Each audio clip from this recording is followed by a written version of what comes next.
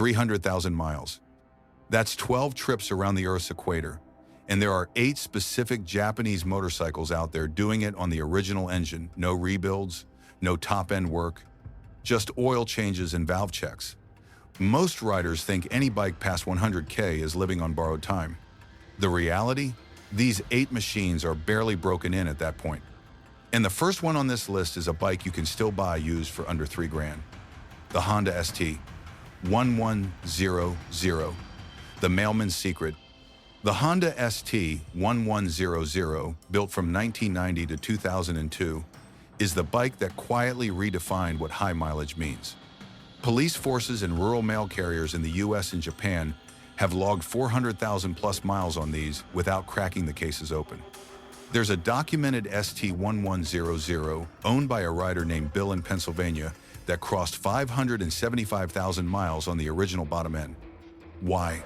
The longitudinal V4 runs cool, the shaft drive eliminates chain wear, and the cooling system is massively over-engineered for a sport tourer. The bike was designed to run wide open across Europe all day long. If you find a clean ST 1100 with 80,000 miles for around $2,500 to $3,500, you're not buying an old bike. You're buying one that's a quarter of the way through its life. Just budget $400 every 16,000 miles for valve checks and you're set.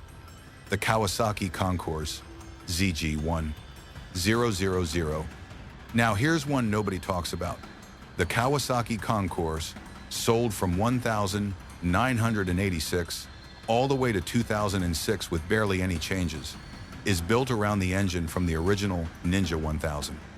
That engine was so overbuilt for sport touring duty that owners regularly cross 250,000 to 300,000 miles on the original pistons. There's a guy on the Concours Owners Group forum, COG, look it up, with 412,000 miles on his 1,994. Original engine, original transmission. The catch? You have to do the carburetor sync every 24,000 miles and replace the cam chain tensioner around 100,000 miles. That's a $90 part. Skip it, and that's the one thing that'll actually kill the engine. Do it, and the bike will outlive you. The Yamaha FJR 1300. And this next one is the bike most touring riders are quietly putting massive miles on without bragging about it.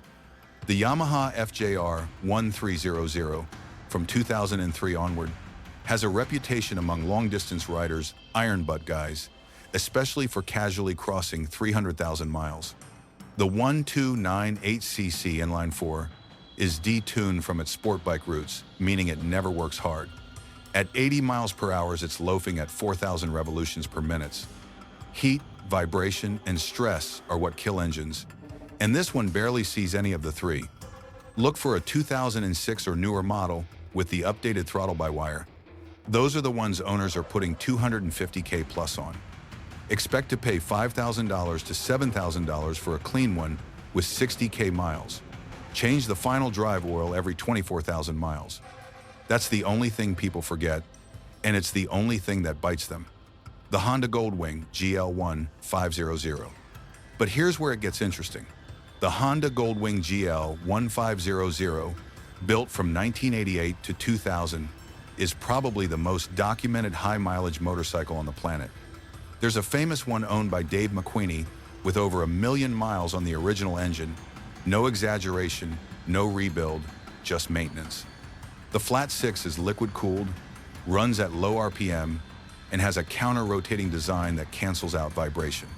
Vibration is what fatigues metal. No vibration means parts that just don't wear out. A clean GL 1500 with 100,000 miles goes for around $4,000 to $5,500 today. That's nothing for a bike that's mathematically less than 10% used up. Just keep up the timing belt. Every 100,000 miles, that's a $600 job at a shop. $80 if you do it yourself. The Suzuki DR 650. Now forget everything you just heard about big touring bikes for a second. The Suzuki DR 650, basically unchanged since 1996, is an air-cooled 644cc thumper that adventure riders take across continents and back. Owners regularly hit 200,000 to 300,000 miles on the original engine. The reason is almost embarrassing. The engine is so understressed, making just 43 horsepower out of 644 cc, that it barely knows it's running.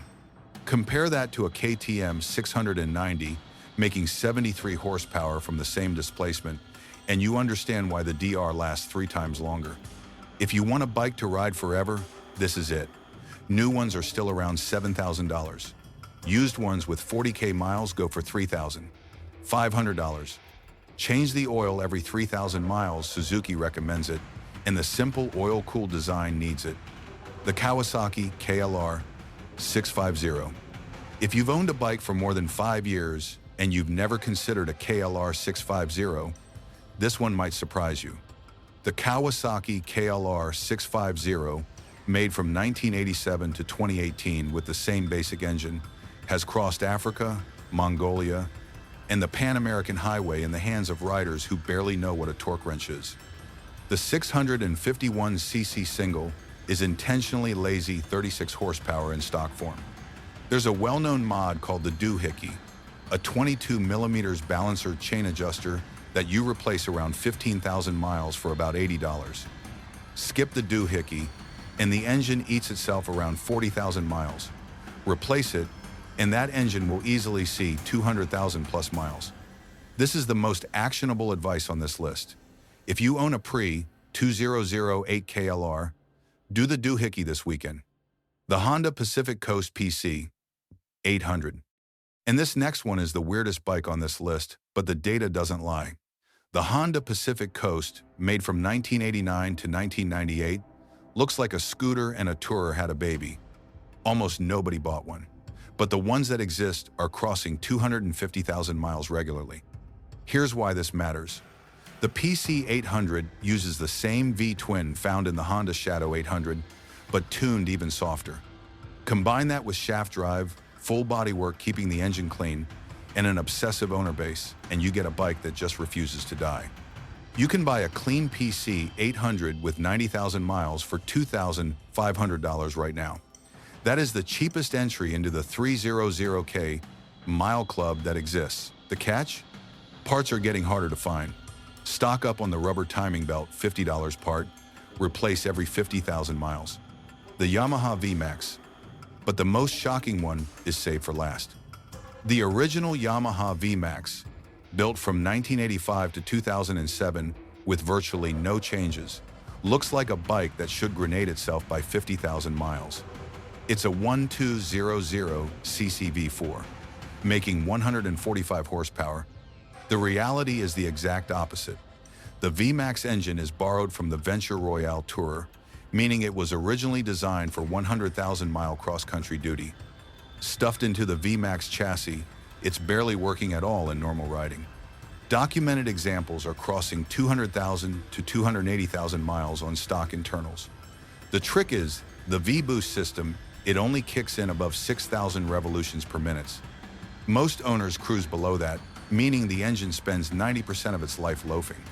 A clean first-gen VMAX with 60,000 miles goes for $4,500 to $6,000 today. Replace the rear shaft drive seals every 50,000 miles, $120 in parts, and you've got a bike that'll outlive your interest in riding. So back to that opening claim. 300,000 miles isn't a unicorn number. It's just what these 8 Japanese bikes do when you don't ignore them.